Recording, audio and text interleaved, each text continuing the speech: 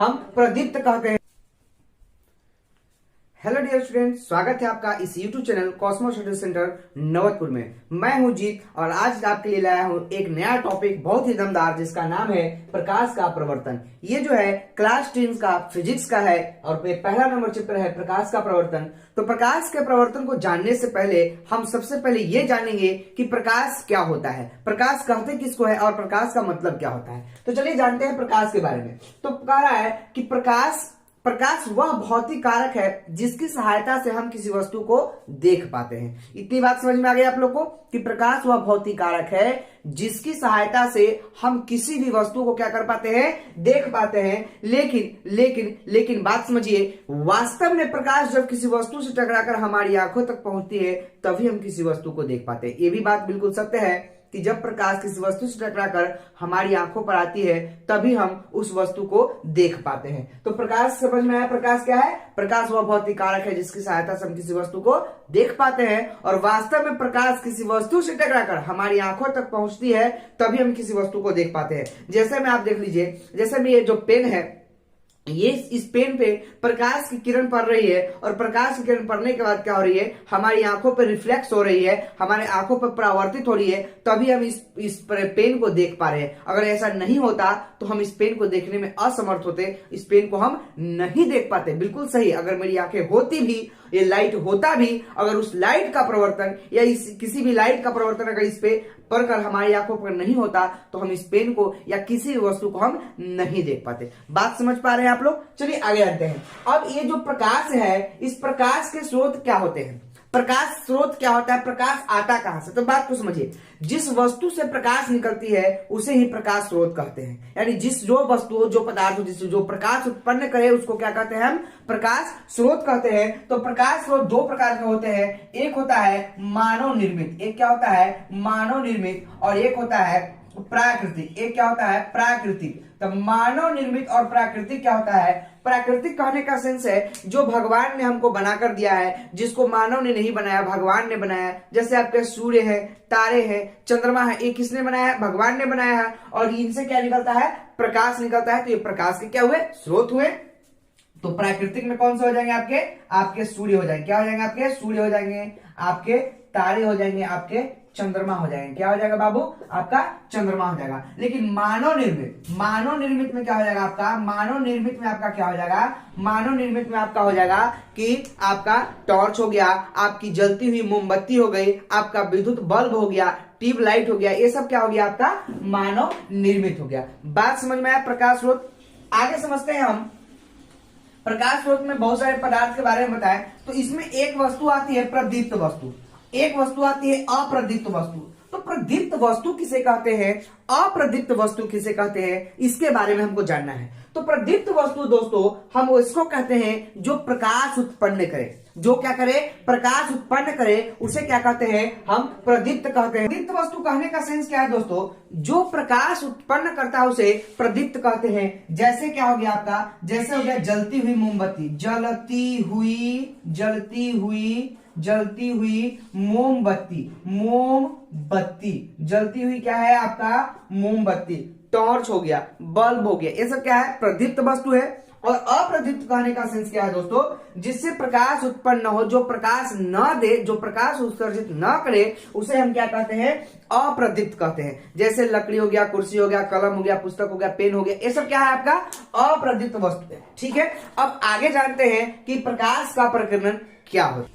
तो चलिए अब हम जानते हैं प्रकीर्णन क्या होता है। क्या होता है प्रकीर्णन? तो प्रकीर्णन समझिएगा कि प्रकाश जब सूक्ष्म कणों पर पड़ता है, सूक्ष्म कण समझ में आता है? सूक्ष्म कण कहने का सेंस है वायु में मिश्रित धूल कण, वायु मिश्रित धूल कण। तो प्रकाश जब सूक्ष्म कणों पर पड़ता है तो प्रकाश, वो जो कण होते हैं, प्रकाश के ऊर्जा को, कुछ ऊर्जा को अपने में अवशोषित कर लेते हैं। क्या करते हैं? प्रकाश के कुछ ऊर्जा को अपने में अवशोषित कर लेते हैं और शेष ऊर्जा को चारों तरफ क्या करते हैं? विकिरित कर देते हैं। विकिरित करने का सेंस होता है फैला देते हैं, और इसे ही हम कहते हैं प्रकीर्णन। और इसे हम क्या कहते हैं? प्रकाश का प्रकीर्णन या प्रकीर्णन कहते हैं। बात समझ में आ रहा है? चलिए अब हम जानेंगे प्रकाश की किरण क्या है। प्रकाश की किरण क्या है? तो एक सरल रेखा में चलने वाले प्रकाश को प्रकाश की किरण कहते हैं। यानी एक सरल रेखा में जो प्रकाश चलती है उसी को क्या कहते हैं? हमें किरण, प्रकाश की किरण कहते हैं। और आप याद रखिएगा, प्रकाश हमेशा सरल रेखा में ही चलती है, सीधी रेखा में ही चलती है,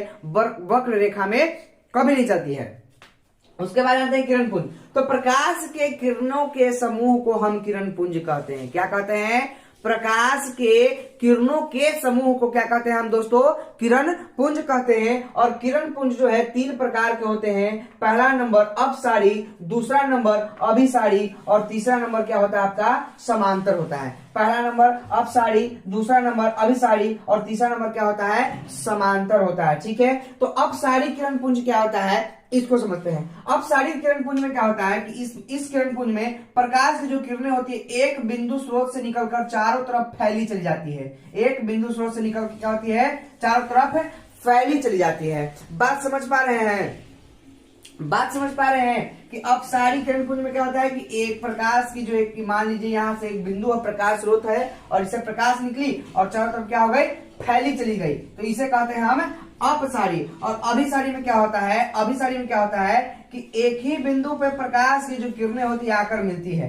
एक ही बिंदु पे प्रकाश की जो किरणें होती है आकर क्या होती है? मिलती है। उसी को कहते हैं हम आपका क्या कहते हैं? अभिसारी किरण पुंज। और समांतर क्या होता है? तो समांतर किरण पुंज में प्रकाश की किरणें जो होती है एक दूसरे के समानांतर होती है। एक दूसरे क्या होती है? समांतर होती है, जिसे हम कहते हैं समांतर किरण पुंज। बात समझ में आ गई होगी आप लोग को। चलिए तो आगे जानते हैं। इसमें आगे जो है आपको 3 प्रकार के पदार्थ दिए गए। पदार्थ तो आप बेसिकली जानते हैं कि पदार्थ क्या है। जी आपसे कोई प्रश्न पूछेगा पदार्थ क्या है, तो पदार्थ वह है जो स्थान घेटे, जिसमें कुछ भार हो, जिसमें आयतन, उसी को क्या कहते हैं?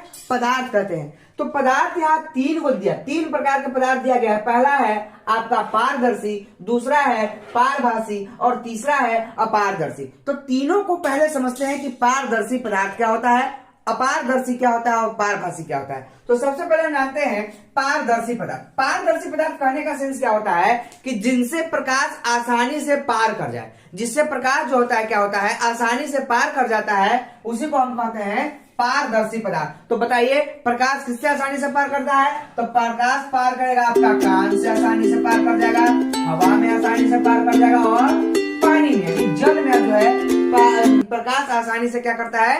पार कर जाता है। इसीलिए इसको हम कहते हैं पारदर्शी पदार्थ। इनको क्या कहेंगे हम? पारदर्शी पदार्थ कहेंगे। अब जानते हैं पारभासी। पारभासी पदार्थ करने का सेंस क्या होता है कि इस प्रकार के पदार्थ में जो प्रकाश की जो किरणें होते हैं बस कुछ ही जो होती है मात्रा में इनसे होकर गुजरती है, से बाकी को नहीं गुजरने देती है। कहने का मतलब दूसरे शब्दों में हम ये कहें कि इस प्रकार के पदार्थ में प्रकाश की जो किरण होती है कुछ ही प्रकाश के कुछ ही अंश इनसे होकर पार कर पाता है, पूरा नहीं। उसी को हम कहते हैं क्या कहते हैं भाई? तो पारभासी पदार्थ कहते हैं। तो पारभासी में आपका हो गया रक्त हो गया, आपका चर्म हो गया, आपका दूध हो गया, आपका कोहरा हो गया, आप ले लीजिए बटर पेपर को ले लीजिए, घिसा हुआ कांच ले लीजिए, तेल लगा कागज ले लीजिए। बहुत सारा एग्जांपल इसमें है जिसको हम इसकी श्रेणी में रख सकते हैं। घिसा हुआ कांच समझ में आता है ना? अच्छा, तेल लगा कागज समझ में आता है। अब कागज में आप तेल लगा लीजिए तो ऐसे जनरली एक कागज में बिना तेल लगा हुआ रखे और एक हाथ में बिना तेल लगा हुआ कागज को रखिए और दूसरे हाथ में तेल लगा हुआ कागज को रखिए। अब दोनों में कंपेयर करके देखिए, तेल लगा हुआ कागज से आपको लगेगा कि जैसे रोशनी कुछ क्या हो रही है? पार हो रही है। ठीक है, तो इसको हम समझ पा रहे हैं, आप लोग इसको समझ पा रहे हैं, पारदर्शी को समझ पा रहे हैं। अब हम जानेंगे अपारदर्शी।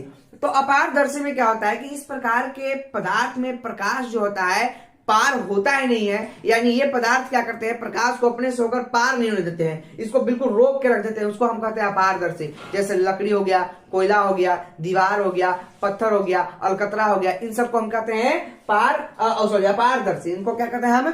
अपारदर्शी कहते हैं। चलिए तो इस टॉपिक का सबसे इंपॉर्टेंट प्रश्न जिसका नाम है प्रकाश का प्रवर्तन, तो जानते हैं कि प्रकाश का प्रवर्तन क्या होता है, प्रकाश का प्रवर्तन किसे कहते हैं। तो चलिए नेक्स्ट समझते हैं प्रकाश का प्रवर्तन।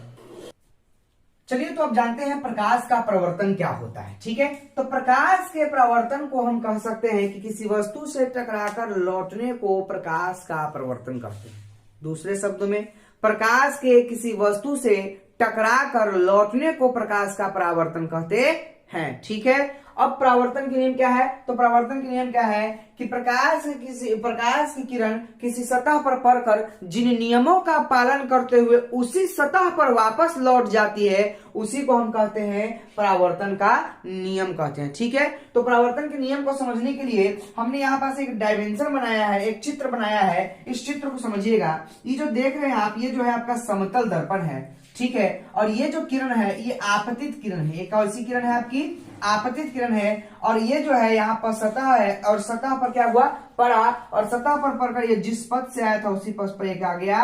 वापस लौट गया। उसी पथ पर क्या हुआ? वापस लौट गया। ठीक है, तो इस किरण को कहते हैं आपतित किरण। इस किरण को क्या कहते हैं हम? आपतित किरण। आपतित किरण क्या कहते हैं? आपतित किरण कहते हैं।